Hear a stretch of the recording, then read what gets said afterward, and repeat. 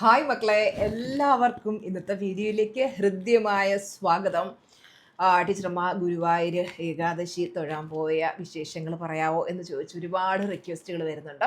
അതുകൊണ്ടാണ് ടീച്ചറമ്മ ഈ ഒരു വീഡിയോ ചെയ്യുന്നത്. ഒരുപാട് കാര്യങ്ങൾ എനിക്ക് നിങ്ങളോട് പറയാനുണ്ട്. അതായത് ഭഗവാന്റെ മായകൾ നമ്മൾ എത്ര പറഞ്ഞാലും തീരില്ലല്ലോ. അപ്പം അതുപോലെ എനിക്ക് ഒരുപാട് വ്യത്യസ്തമായിട്ടുള്ള അനുഭവങ്ങളുണ്ടായി. അതൊക്കെ നിങ്ങളോട് ഷെയർ ചെയ്യാൻ വേണ്ടിയിട്ടാണ് ഈ ഒരു വീഡിയോ ചെയ്യുന്നത് കേട്ടോ. അപ്പോൾ നമ്മൾ ഇവിടുന്ന് ട്രെയിനിനാണ് പോയത്. ഇവിടുന്ന് ട്രെയിനിന് പോയി അവിടെ ചെന്നു. പിന്നെ തൃശ്ശൂരിൽ നിന്ന് നേരെ ഹോട്ടലിലെ റൂമിൽ പോയി റെഡിയായി നമ്മൾ അമ്പലത്തിലേക്ക് പോയി.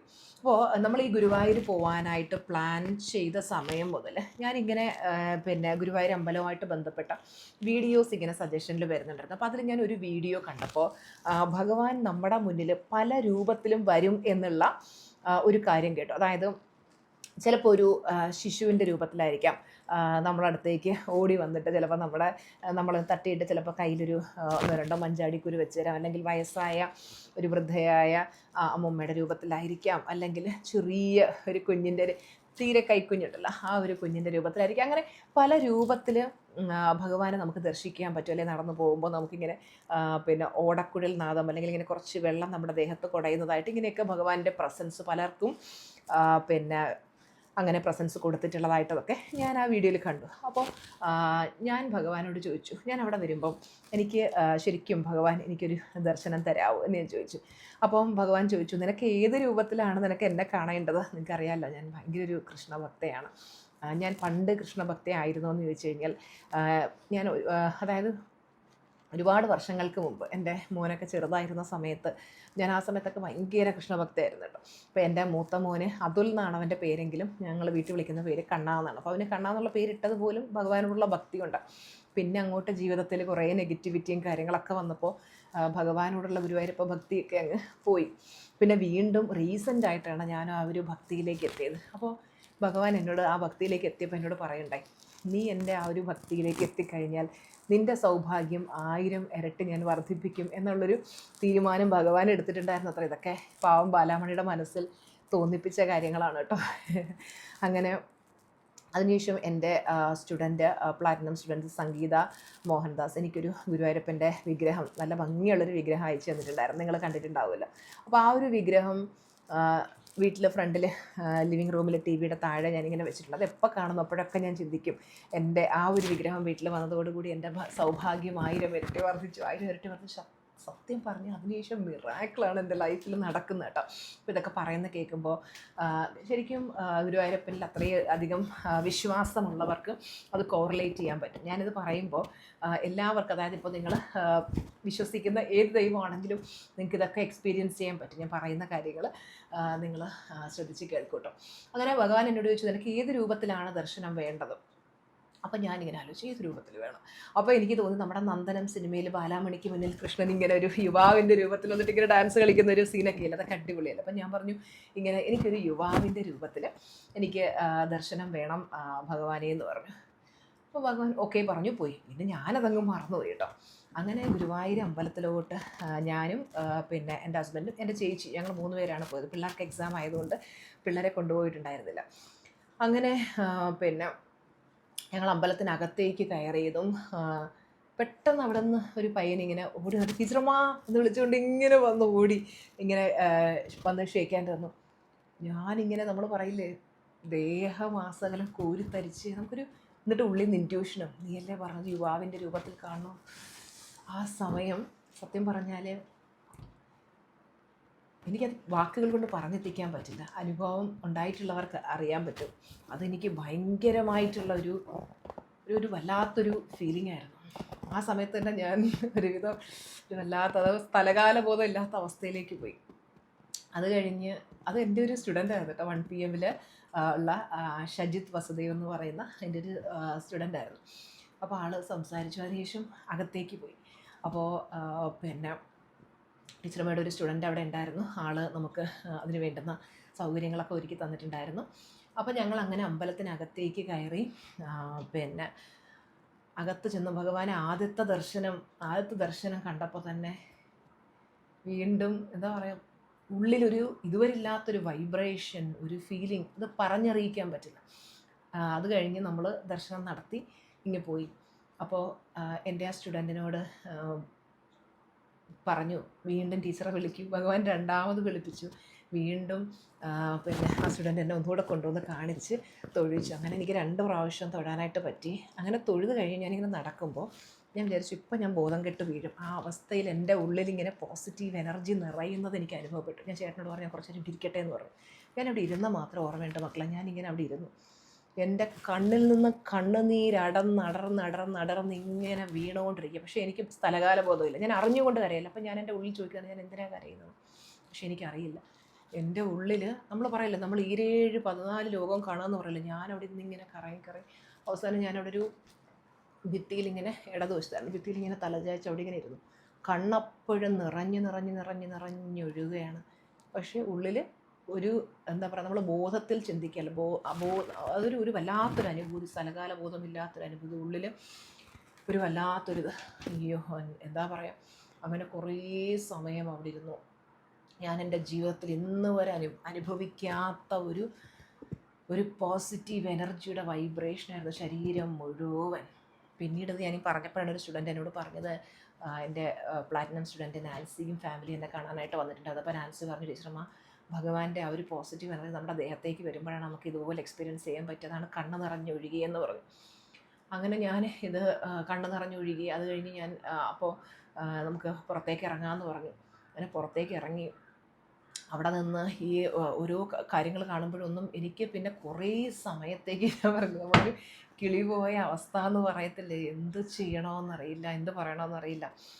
അങ്ങനെ ഭഗവാനെ കണ്ടു. അപ്പോൾ ഞാൻ നേരത്തെ പറഞ്ഞ ഷജിത്ത് അങ്ങനെ ആളോട് കുറേ നേരം സംസാരിച്ചു. അപ്പോൾ ഞങ്ങൾ പറഞ്ഞു ഇതുപോലെ നമുക്ക് മമ്മിയൂർ ക്ഷേത്രത്തിലൊന്ന് പോകണമെന്ന് ആഗ്രഹമുണ്ട്. അങ്ങനെ ആളുടെ ഒപ്പം ഞങ്ങൾ മമ്മിയൂർ ക്ഷേത്രത്തിലൊക്കെ പോയി നന്നായിട്ട് തൊഴുതു, പ്രാർത്ഥിച്ചു. അതിനുശേഷം ഞങ്ങൾ റൂമിലേക്ക് വന്നു. അപ്പോൾ ആ അന്നത്തെ ദിവസം തന്നെ, അതായത് ഏകാദശിയുടെ തലേ ദിവസമായിരുന്നു ഞാൻ ഈ പറഞ്ഞ കാര്യങ്ങൾ. അന്ന് തന്നെ സത്യം പറഞ്ഞാൽ എത്ര സ്റ്റുഡൻസ് എന്നെ വന്ന് കണ്ടു എന്ന് ചോദിച്ചു കഴിഞ്ഞാൽ, സ്റ്റുഡൻസും സബ്സ്ക്രൈബേഴ്സും വന്ന് കണ്ടു എന്ന് ചോദിച്ചാൽ ഞാൻ ഞെട്ടിപ്പോയി. കാര്യം ഞാനിങ്ങനെ നടന്നു പോകുമ്പോഴെല്ലാം അവിടെ നിന്ന് ഇവിടുന്ന് എല്ലാവരും വിളിക്കുക. പണ്ടൊന്നും നമ്മൾ ഗുരുവായൂർ പോകുമ്പോൾ എന്നെ അറിയാവുന്ന കുറച്ച് സ്റ്റുഡൻസൊക്കെ കാണാൻ വരാറുണ്ട്. പക്ഷേ ഇത് അല്ലാതെ ഒരുപാട് പേര് ഇങ്ങനെ ചിലപ്പോൾ നടന്നു പോകുമ്പോൾ വലതുവശത്ത് വീഡിയോ കാണാറുണ്ട് കേട്ടോ, നന്നായിട്ടുണ്ട് കേട്ടോ എന്നൊക്കെ പറഞ്ഞ് ഒരുപാട് നന്ദിയുണ്ട്. പിന്നെ ഓരോരുത്തരൊക്കെ ഓടി വരുന്നു, കെട്ടിപ്പിടിക്കുന്നു, കാല് വന്നു തൊട്ട് വന്നിക്കുന്നു. പിന്നെ കുറേ സ്റ്റുഡൻസ് കാണാനായിട്ട് ഞാൻ ക്ലാസ്സിൽ പറഞ്ഞിട്ടുണ്ടായിരുന്നു ഞാൻ ഗുരുവായൂർ വരുന്നത്. അപ്പോൾ സ്റ്റുഡൻസ് കുറേ പേര് കാണാൻ വന്നു. എത്ര പേര് കാണാമെന്ന് എനിക്ക് ഓർമ്മയില്ല മക്കളെ. വരുന്നു, കാല് തൊട്ട് വന്നിക്കുന്നു. പിന്നെ അവിടെ തിരക്കല്ലേ, ആ തിരക്കിൻ്റെ ഇടയിലും പലരും ഓടി വന്ന്, മാഡം യൂട്യൂബിൽ വീഡിയോ ഒക്കെ ചെയ്യുന്നില്ലേ, വീഡിയോ കാണാറുണ്ട്, നന്നായെന്ന് പറഞ്ഞാൽ ഒത്തിരി സ്റ്റുഡൻസ് വന്നിട്ടുണ്ടായിരുന്നു. പിന്നെ നമ്മുടെ പിന്നെ സബ്സ്ക്രൈബേഴ്സും സ്റ്റുഡൻസിൻ്റെ കൂട്ടത്തിൽ തന്നെ ഒരുപാട് പേര് ഒരുപാട് ഗിഫ്റ്റുകളൊക്കെ തന്നു. എനിക്ക് എന്താ പറയേണ്ടതെന്ന് എനിക്കറിയില്ല. അടുത്ത ദിവസം ഏകാദശിയുടെ അന്ന് നമുക്ക് അകത്ത് കയറുക എന്ന് പറയുന്നത് ഇമ്പോസിബിളാണ്. കാര്യം എന്ന് വെച്ചാൽ ഒരുപാട് തിരക്കെന്ന് പറഞ്ഞാൽ നമ്മൾ പറയില്ലേ, മണ്ണ് നുള്ളിയിട്ടാൽ താഴെ വീഴാത്ത അവസ്ഥ, അത്ര ജനസാഗരം. അങ്ങനെ ഞങ്ങൾ രാവിലെ വീണ്ടും അമ്പലത്തിൽ പോയി. അമ്പലത്തിൽ ചെന്നപ്പോൾ ഇതുപോലെ സ്റ്റുഡൻസ് ഇങ്ങനെ വരുന്നു, കാണുന്നു. മലപ്പുറത്തു നിന്നൊരു സ്റ്റുഡൻറ്റും ഫാമിലിയും വന്നിട്ടുണ്ടായിരുന്നു. വന്നിട്ട് പറഞ്ഞു, ടീച്ചറും ആ ലൈഫിലുണ്ടായ മാറ്റം എനിക്ക് പറഞ്ഞറിയിക്കാൻ പറ്റില്ല. അത്രയ്ക്കും ജീവിതത്തിൽ റിലേഷൻഷിപ്പിലൊക്കെ ഒത്തിരി ഇഷ്യൂസ് ഉണ്ടായിരുന്നു, അതൊക്കെ മാറി. ആ ഒരു സന്തോഷം ടീച്ചർ വന്ന് ആലോചിക്കുക, മലപ്പുറത്ത് നിന്ന് ഇവിടം വരെ ടീച്ചറിനെ കാണാൻ ഓടി വരണമെങ്കിൽ ഞങ്ങളുടെ ലൈഫ് എന്തോരം മാറിയിട്ടുണ്ട്. ഹസ്ബൻഡും വൈഫും മോനും കൂടെ വന്ന് അങ്ങനെ അവർ വന്നിട്ട് അവരുടെ അനുഭവങ്ങളൊക്കെ പറയുണ്ടായി. അങ്ങനെ അവരെ കണ്ടു. അതിനുശേഷം പിന്നെ എത്രയോ സ്റ്റുഡൻസ് എൻ്റെ അടുത്ത് എണ്ണം ചോദിച്ചാൽ എനിക്ക് അറിയണ്ട മക്കളെ വരുന്നു. പിന്നെ നമ്മൾ മേൽപ്പത്തൂർ ഓഡിറ്റോറിയത്തിലിരുന്ന് ഇങ്ങനെ പിന്നെ അവിടെ സംഗീത കച്ചേരി നടക്കും. ബാക്കി എല്ലാവരും സംഗീത കച്ചേരി ഇങ്ങനെ ആസ്വദിച്ചുകൊണ്ടിരിക്കുന്നു. ഞാൻ ആ സൈഡിലിരിക്കുന്നു. ഓരോ സ്റ്റുഡൻസും ഇരുന്നു എൻ്റെ കാലിലിട്ട് വന്നിരിക്കുന്നു, അവരോട് സംസാരിക്കുന്നു, പോകുന്നു. അടുത്ത സ്റ്റുഡൻറ്റ്, എത്ര പേരായിരുന്നു അവിടെ വന്നതെന്നറിയാം. എനിക്ക് ഭയങ്കര സന്തോഷം തോന്നി. അപ്പോൾ സ്റ്റുഡൻസ് ചോദിച്ചു, ടീച്ചർ അമ്മയ്ക്ക് ബുദ്ധിമുട്ടാവും, തൊഴാൻ പോലും പറ്റുന്നില്ലല്ലേ, ഞങ്ങൾ ശല്യം ചെയ്യുവാണ്. അപ്പോൾ ഞാൻ പറഞ്ഞു, ഇല്ല മക്കളെ, നിങ്ങളെ കാണാനുള്ള സന്തോഷം കൊണ്ട്, അല്ലേ ഇതിനെനിക്ക് പറയാതെ വന്നിട്ട് പോകുമായിരുന്നു അല്ലേ നമ്മൾ. പക്ഷേ ഞാൻ അങ്ങനെയല്ല, നിങ്ങൾ വന്ന് കാണുന്നതൊക്കെ എനിക്ക് സന്തോഷമാണ്. കാര്യം എത്രയോ പേര് ആഗ്രഹിക്കുന്നൊരു കാര്യമാണല്ലേ, അവരുടെ ലൈഫിൽ അത്രയും മാറ്റങ്ങൾ വരുമ്പോൾ നമുക്ക് ടീച്ചറമ്മയെ ഒന്ന് കാണണമെന്നുള്ളത് അല്ലേ. കാണാൻ പറ്റാത്തവർക്ക് എനിക്കറിയാം അത്രയേറെ വിഷമമുണ്ടാകും, വിഷമിക്കേണ്ട. അങ്ങനെ നമുക്കിനി എപ്പോഴേലും കാണാം കേട്ടോ. അങ്ങനെ അത്രയും പേര് വന്നു, തൊഴുതു. അന്നത്തെ ദിവസം നമുക്കുള്ളിൽ ഏകാദശിയുടെ അന്ന് ഉള്ളിൽ കയറി തൊഴാൻ പറ്റിയില്ല. കാര്യം അന്ന് അങ്ങനെ നമുക്ക് ആർക്കും അങ്ങനെ കയറാൻ പറ്റുന്നൊരു സാഹചര്യമായിരുന്നു ഇതിൽ, അത്രയും തിരക്കും കാര്യങ്ങളായിട്ട്. അന്ന് VIP പാസും ഒന്നുമില്ലല്ലോ. അങ്ങനെ അന്ന് അവിടെ ഇരുന്നു. അതിനുശേഷം നമുക്ക് ഭയങ്കര ഒരു ആഗ്രഹമായിരുന്നു ചേട്ടന്. പിന്നെ നമ്മുടെ തൃശ്ശൂർ പൂരം നടക്കുന്ന വടക്കുന്നാഥ അവിടെ വടക്കുന്നാഥ ക്ഷേത്രത്തിൽ, പിന്നെ പാറമേക്കാവ്, അതുപോലെ പിന്നെ തിരുവമ്പാടി ക്ഷേത്രം, അങ്ങനെ ഈ ക്ഷേത്രങ്ങളൊക്കെ വിസിറ്റ് ചെയ്യണമെന്നുള്ളത് ചേട്ടന് ഭയങ്കര ഒരു ആഗ്രഹം ഉണ്ടായിരുന്നു. അങ്ങനെ ഷജിത്ത് പറഞ്ഞിരുന്നു റെഡിയായിട്ട് നിൽക്കൂ, ഞാൻ വരാം. അങ്ങനെ ഷജിത്ത് വന്നു. ഞങ്ങളെ പിന്നെ ആദ്യം നമ്മൾ പിന്നെ വടക്കുന്നാഥ ക്ഷേത്രത്തിലാണ് പോയത്. ഭഗവാന്റെ മായകൾ വർണ്ണിക്കാൻ എനിക്ക് എന്താ പറയുക, അവർണ്ണനീയം എന്നല്ലാതെ എന്ത് പറയാനാണ്. അത്രയും മാജിക്കൽ ഫീലിംഗ് ആയിരുന്നു ഉണ്ടായിരുന്നത്. അതിനുശേഷമൊക്കെ മനസ്സിങ്ങനെ നിറഞ്ഞു തുളുമ്പുന്ന അവസ്ഥ. ആ ഒരു അലൈൻമെൻറ്റിലാണല്ലോ ഉള്ളത്. പിന്നെ ഭഗവത്ഗീതയുടെ കോട്ട്സൊക്കെ അടങ്ങിയ ഒരു ഗിഫ്റ്റ് ഒരു സാറ് തന്നിട്ടുണ്ടായിരുന്നു. അതിങ്ങനെ എടുക്കുമ്പോൾ നമ്മൾ ബൈബിളിലെ വചനങ്ങളുണ്ടല്ലോ, അത് വചനപ്പെട്ടി എന്ന് പറയില്ല, അതിനൊരു വചനം എടുത്ത് ഇങ്ങനെ വായിക്കുന്ന പോലെ. അപ്പോൾ ഇന്നലെ ഞാൻ എടുത്ത് വായിച്ചപ്പോൾ അതിൽ വന്നൊരു കാര്യം ഇതാണ്. എനിക്ക് അതിൻ്റെ കറക്റ്റ് സെൻറ്റൻസ് ഓർമ്മയില്ല. പ്രപഞ്ചം മുഴുവൻ ഉറങ്ങുമ്പോഴും ഉണർന്നിരിക്കുന്നവനാണ് ജ്ഞാനി, അങ്ങനെ എന്തോ ഒരു വേർഡാണ് കേട്ടോ. അതിൻ്റെ കറക്റ്റ് എനിക്ക് ഓർമ്മയില്ല. അതിൻ്റെ അർത്ഥം എന്ന് പറയുന്നത് അജ്ഞതയുടെ ഇരുട്ടിൽ പലരും ഉറങ്ങുമ്പോഴും നമ്മൾ ആ ഒരു എന്താ പറയുക, അറിവിൻ്റെ വെളിച്ചത്തിൽ ഉണർന്നിരിക്കുകയാണെന്ന് അർത്ഥം വരുന്നൊരു വരികൾ. അപ്പോൾ ഇതുപോലെ എനിക്ക് പറഞ്ഞെത്തിക്കാൻ പറ്റുന്നില്ല എൻ്റെ മക്കളെ. നമുക്ക് ചില കാര്യങ്ങൾ വാക്കുകൾ കൊണ്ട് വർണ്ണിക്കാൻ പറ്റില്ല. അതുപോലെയായിരുന്നു ഭഗവാനെ മീറ്റ് ചെയ്ത ആ മൊമെൻറ്റും, അമ്പലത്തിൽ നിൽക്കുമ്പോഴൊക്കെയുള്ള ആ പോസിറ്റീവ് വൈബ്രേഷനും. അന്നത്തെ ദിവസം അവിടുത്തെ ഒരു മൺതരിയിൽ പോലും എന്താ പറയുക, ഭഗവാന്റെ ആ ഒരു പ്രസൻസ് നമുക്ക് അറിയാൻ പറ്റും. ആ ഒരു ഡിവൈൻ ഫീലിംഗ് നമുക്ക് അറിയാൻ പറ്റും. ആ ഒരു പോസിറ്റിവിറ്റി എക്സ്പീരിയൻസ് ചെയ്യാൻ പറ്റും. അപ്പോൾ ഗുരുവായൂർ പോയിട്ടില്ലാത്തവരൊക്കെ മാനിഫെസ്റ്റ് ചെയ്യുക. ഗുരുവായൂർ ഓൾറെഡി പിന്നെ പോയിട്ടുള്ളവരാണെങ്കിൽ വീണ്ടും നിങ്ങൾ പോകാൻ ആഗ്രഹിക്കുന്നുണ്ടെങ്കിൽ തീർച്ചയായിട്ടും നിങ്ങൾ ഭഗവാനെ ചെന്ന് കാണുക. ഭഗവാനെ ചെന്ന് കണ്ട് ഭഗവാനോട് പറയേണ്ടതെല്ലാം നമുക്ക് പിന്നെ നമ്മൾ മനസ്സിലിങ്ങനെ ഭഗവാനോട് എപ്പോഴും നമ്മുടെ കൂടെ ഉണ്ടാവും കേട്ടോ. വിളിച്ചാൽ വിളിപ്പുറത്തെത്തുക എന്ന് പറയില്ല. ഞാൻ എപ്പോഴും കമ്മ്യൂണിക്കേറ്റ് ചെയ്തുകൊണ്ടിരിക്കുകയാണ്. നിങ്ങൾക്ക് എല്ലാവർക്കും വേണ്ടി ഞാൻ പ്രാർത്ഥിച്ചു.